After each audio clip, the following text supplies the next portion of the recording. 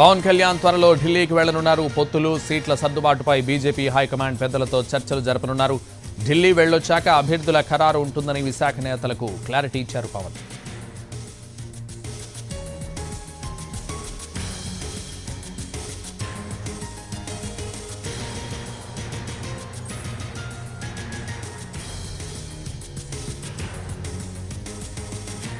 పవన్ కళ్యాణ్ త్వరలో ఢిల్లీకి వెళ్లనున్నారు. పొత్తులు సీట్ల సర్దుబాటుపై బీజేపీ హైకమాండ్ పెద్దలతో చర్చలు జరపనున్నారు.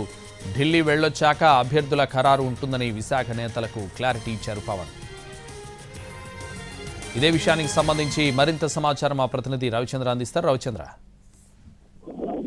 దేవరం పర్యటన తర్వాత పవన్ కళ్యాణ్ ఢిల్లీ వెళ్ళే ఛాన్సెస్ కనిపిస్తున్నాయి. పార్టీకి సంబంధించిన ముఖ్య నాయకత్వంతో ఈ రోజు సుదీర్ఘంగా పవన్ కళ్యాణ్ చర్చలు జరిపారు. ప్రధానంగా అభ్యర్థుల ఎంపికకు సంబంధించి ఉమ్మడి విశాఖ జిల్లా మీద కొంత అవగాహన కొద్దిగా వచ్చినట్టుగానే మనం భావించాల్సి ఉంటుంది. ప్రధానంగా ఇక్కడ తెలుగుదేశం పార్టీ జనసేనకి సంబంధించి సీట్ల సర్దుబాటు విషయంలో కొన్ని చోట్ల సంక్లిష్ట పరిస్థితులు ఉన్నాయి. వాటి మీద కొంత క్లారిటీ తీసుకునే ప్రయత్నంలో భాగంగా నాయకత్వాన్ని గేరప్ చేయడంతో పాటు కొంత క్లారిటీ ప్రయత్నం చేశారు.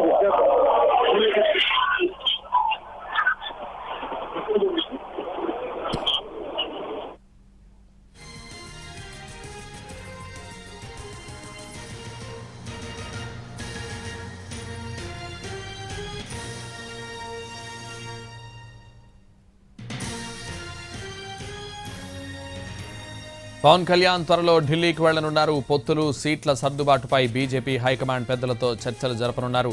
ఢిల్లీ వెళ్లొచ్చాక అభ్యర్థుల ఖరారు ఉంటుందని విశాఖ నేతలకు క్లారిటీ ఇచ్చారు పవన్.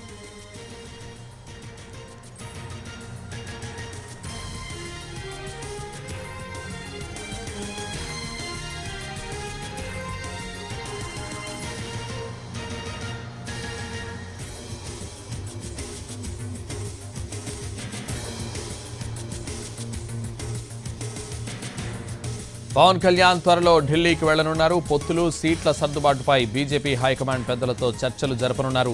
ఢిల్లీ వెళ్లొచ్చాక అభ్యర్థుల ఖరారు ఉంటుందని విశాఖ నేతలకు క్లారిటీ ఇచ్చారు పవన్.